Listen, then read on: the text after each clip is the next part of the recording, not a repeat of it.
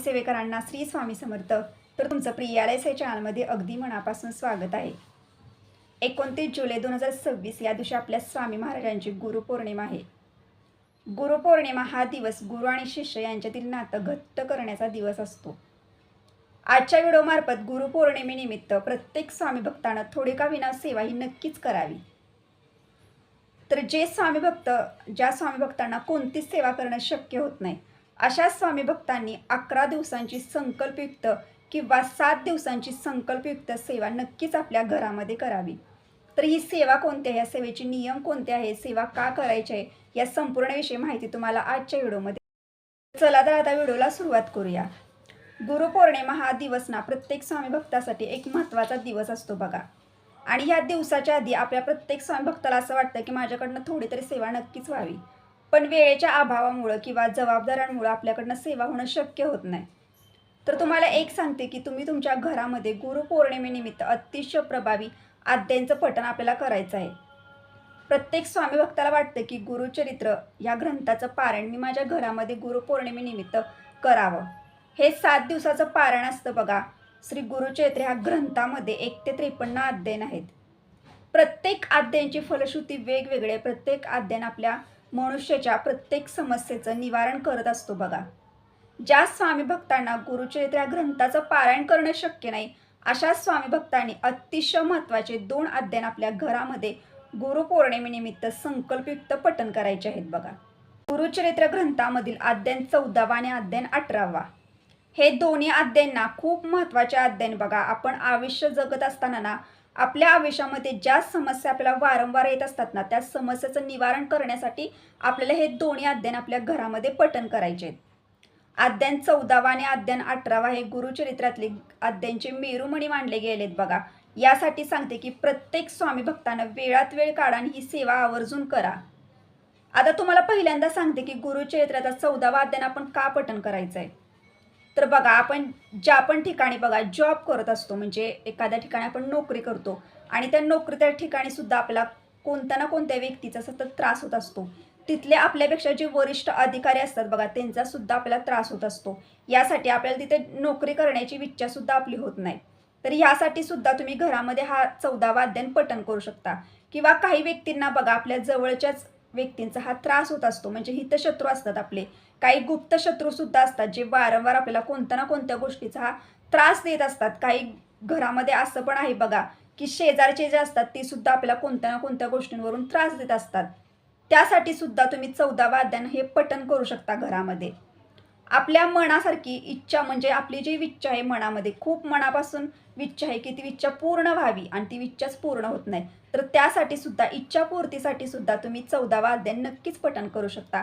मनासारखी नोकरी मिळण्यासाठी सुद्धा तुम्ही 14वा अध्याय आपल्या घरामध्ये पठण करू शकता. तर आता गुरुचरित्रातला 18वा अध्याय आपल्याला का पठण करायचं आहे, तर 18वा अध्याय बघा, जेव्हा आपण कष्ट करत असतो आणि कष्ट करून जेव्हा आपण पैसे घरी आणतो, ते पैसे सुद्धा आपल्या घरामध्ये पुरवठ येत नाही. आलेला पैसा आपल्या घरामध्ये आहे तसा निघून जातो. आपल्या घरामध्ये पैशाची चणचण आहे, घरामध्ये दारिद्र्यता आहे, घरामध्ये गरिबी आहे, घरामध्ये अन्नधान्याची कमतरता आहे बघा. तर अशा घरामध्ये आवर्जून तुम्ही गुरुचरित्रातला 18वा अध्याय नक्की पठण करा. गुरुचरित्रातला 18वा अध्याय आपल्या आर्थिक समस्याचं निवारण करण्यासाठी पठण केला जातो.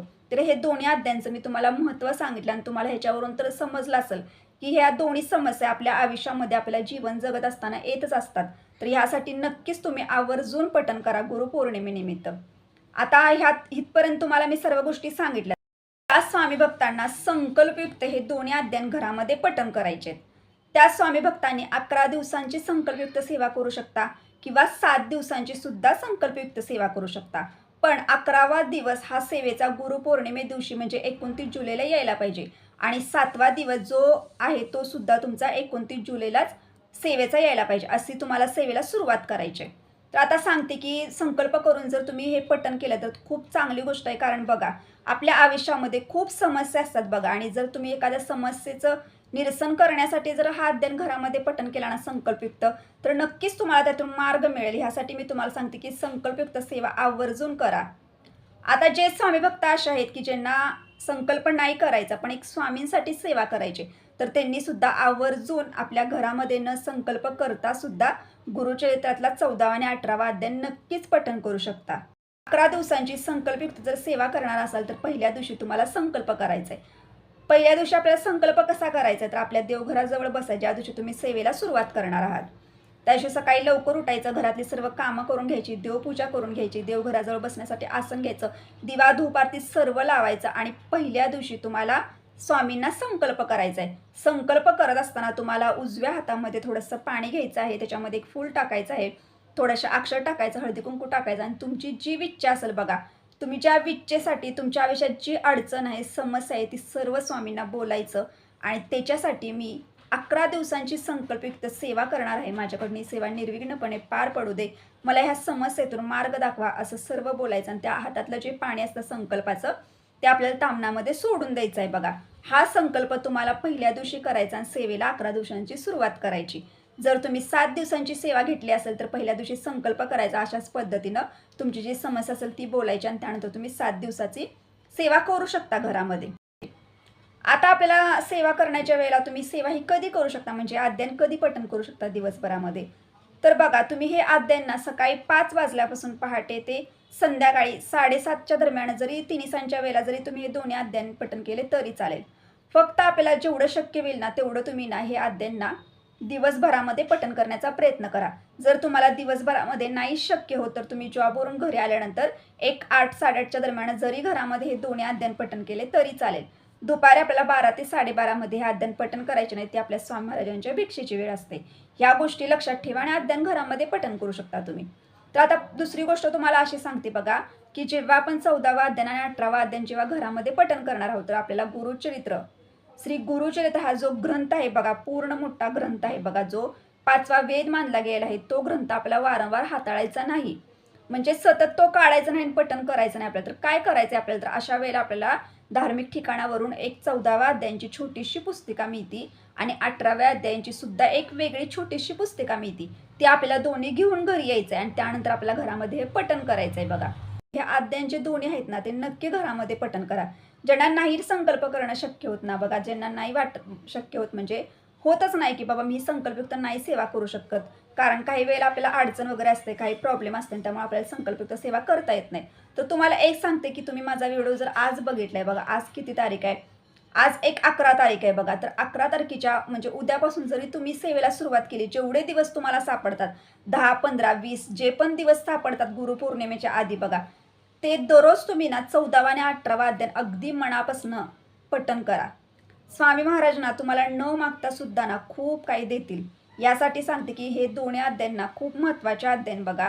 आणि गुरुपौर्णिमेनिमित्त तुम्हाला जर कोणतीच सेवा करणं शक्य होत नाही तर ही सेवा आवर्जून करा बघा, कारण ही सेवा करण्यासाठी जास्त वेळ सुद्धा लागत नाही बघा. अध्ययन हे दोन्ही खूप छोटे आहेत बघा, तर तुम्ही नक्कीच ही सेवा घरामध्ये करू शकता. तर आता दुसरी गोष्ट, तर आता बघा ज्या व्यक्तींनी संकल्पयुक्त सेवा घेतलेला आहे म्हणजे 11 दिवसांची संकल्प घेतलेला आहे किंवा 7 दिवसांची सेवा घेतली, तर अशा व्यक्तींना एक सांगते, मध्ये जर तुम्हाला काही प्रॉब्लेम जर आला तर तुम्हाला काय करायचं, अशा वेळेला आपल्याला ते 5 दिवस स्किप करायचे आहेत सेवेचे आणि त्यानंतर तुम्ही पुढे तुमची सेवा चालू ठेवू शकता आणि तुमच्या 11 दिवसांची व्यवस्थित सेवा ती करू शकता.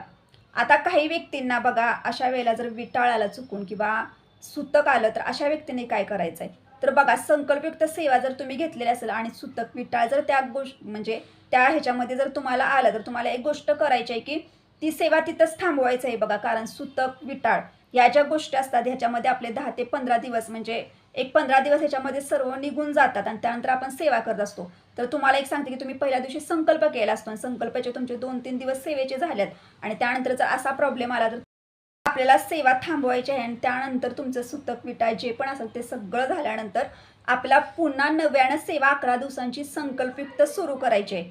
जी पण इच्छा असेल ती नक्कीच स्वामी महाराज तुमची पूर्ण करतील. तर आपल्याला अशीच सेवा करायची आहे. तर आता ह्या सेवेचे नियम कोणते आहेत, जे नियम आपल्याला आवर्जून पाळायचे आहेत बघा, आवर्जून. आणि हे दोन्ही नियम ना दत्त सेवेमध्ये स्वामींच्या सेवेमध्ये कडकडीत आहेतच.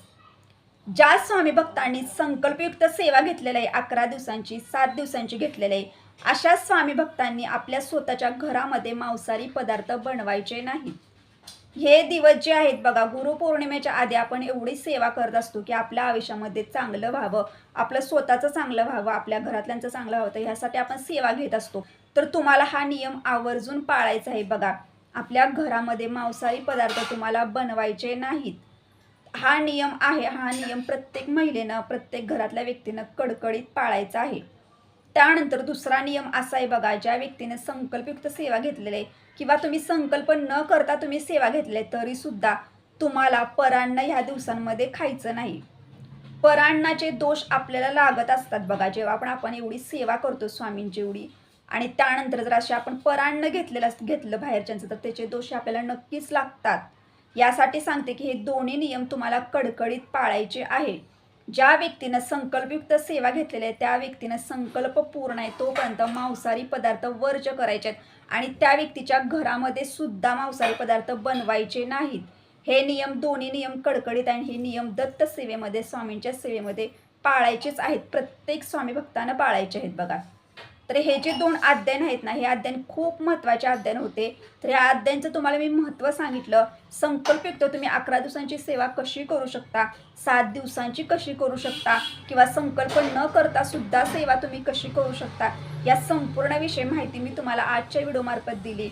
कारण गुरुपौर्णिमा हा दिवस खूप महत्त्वाचा असतो. गुरुपौर्णिमेच्या आधी आपण ज्या आपण सेवा करतो बघा, या सर्व सेवा ह्या आपण गुरुपौर्णिमेच्या वेळेला आपल्या स्वामींच्या चरणी अर्पण करत असतो. आणि तुम्ही जेव्हा अगदी मनापासून श्रद्धेनं जेव्हा हे दोन्ही अध्याय घरामध्ये पठण करणार, मन एकाग्र करायचं, घाई गडबड आपल्याला करायची नाही सेवेमध्ये बघा. भले तुम्ही सकाळी लवकर उठून हे दोन्ही अध्याय घरामध्ये पठण करा आणि त्यानंतर तुमची काय कामं असतील ती करू शकता, पण आवर्जून वेळात वेळ काढा आणि हे दोन्ही अध्याय पठण नक्कीच करा. तर आजच्या व्हिडिओमार्फत मी तुम्हाला जी माहिती दिली ती माहिती जर तुम्हाला आवडली असेल तर लाईक करा, शेअर करा आणि नक्की सबस्क्राईब करा. भेटू आता नेक्स्ट व्हिडिओमध्ये. सर्व स्वामी सेवेकरांना श्री स्वामी समर्थ.